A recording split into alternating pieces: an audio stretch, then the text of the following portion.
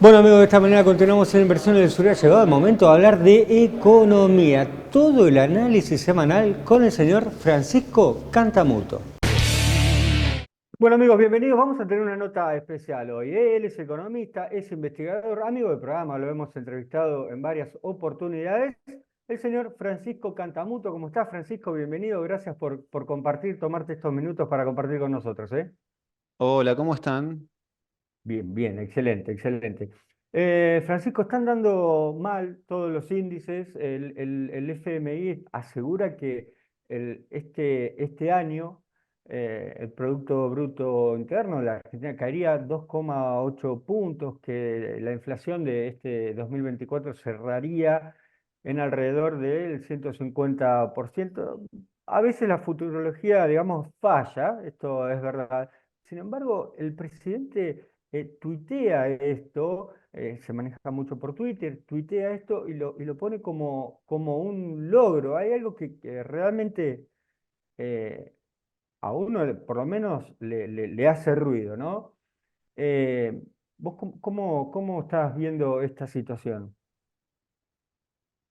Bueno, estamos ante una situación muy crítica, eh, en cierto punto, en cierta medida, consistente con lo que se había anunciado en la campaña, que es, iban a desmontar un montón de controles, esto iba a generar un shock crítico y la expectativa es que esto en algún momento arrecie, pase digamos, se emerja en una mejor situación. Entonces, para un sector amplio, no solo del gobierno, sino de la población, esto es parte del tránsito crítico que había que resolver.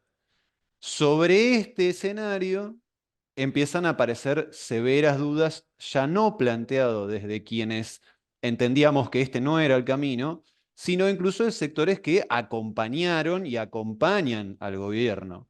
Vos mencionabas al FMI.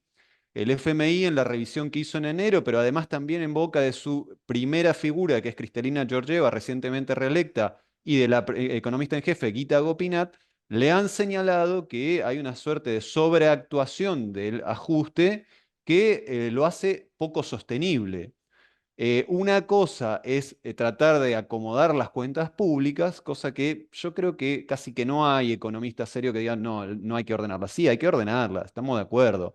No se puede tener cualquier nivel de déficit público, eso no puede funcionar. Pero cómo ordenarlo es un tema más dificultoso, no con la idea, con el grito despampanante, sino con la mirada fina. Y ahí el Bueno, FMI sabés que, ha señalado que no lo ve sostenible. ¿Cuál ha sido el claro, principal rubro de ajuste del gasto público? El pago a los jubilados y jubiladas. Entonces, ¿cómo se pretende sostener una población que alimentándose mal empieza a tener problemas médicos que saturan el sistema público, que por otro lado está desfinanciado? Recordemos que acá en Bahía Blanca están haciendo medidas de fuerza. Entonces, el propio FMI detecta esto. Y además hay un argumento que es importante, que está apareciendo y que se lo ha señalado incluso Domingo Cavallo, que es un economista que admira, ¿no? el presidente, que es, bueno, bajo la lógica de sobreactuar el ajuste, se induce una recesión, se genera recesión, sabemos que acá en Bahía Blanca está habiendo despidos, empresas que cierran, una realidad muy difícil. Bueno, eso hace que haya menos actividad, pero cuando hay menos actividad se recauda menos. La claro. recaudación a nivel nacional viene cayendo. ¿Con qué se está salvando la caída de la recaudación? Solamente con los impuestos ligados a los controles que se dijeron que se iban a desmontar, el impuesto país Sí. y las retenciones. Pero entonces, si Eh, cae la recaudación por la recesión, el ajuste que hiciste en el primer momento ya no te sirve, tenés que seguir ajustando. Y entonces entras en una espiral de ajuste y austeridad de la cual no salís si no es por algo que venga de afuera. Y eso de afuera no está llegando. Bueno, esto que mencionás, hay un periodista, por supuesto muy conocido, es Alejandro Berco, creo que es el apellido. Él es una frase que yo le quiero robar, dijo una frase que le quiero robar. Dice, el ajuste se va a morder la cola. Quiero decir, bajás todo, frenás, enfriás la economía, todos los índices te dan mal. Después, como vos estás mencionando, no vas a recaudar, no vas a poder generar políticas públicas. Mariano, eso ya está pasando. Eso es lo que quiero señalar. No, ahí no es futurología. La recaudación en febrero y en marzo Claro, cayó.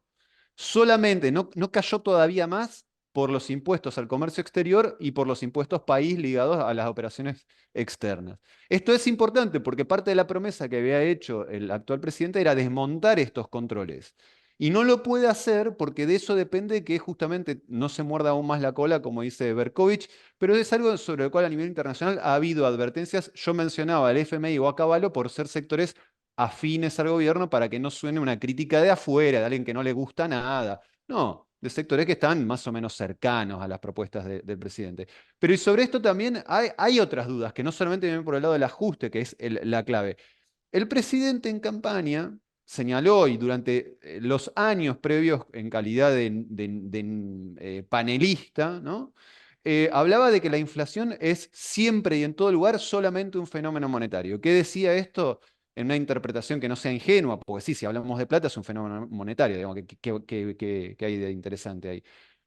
Es la idea de que el origen de la inflación está sola y únicamente en el exceso de gasto público financiado con emisión.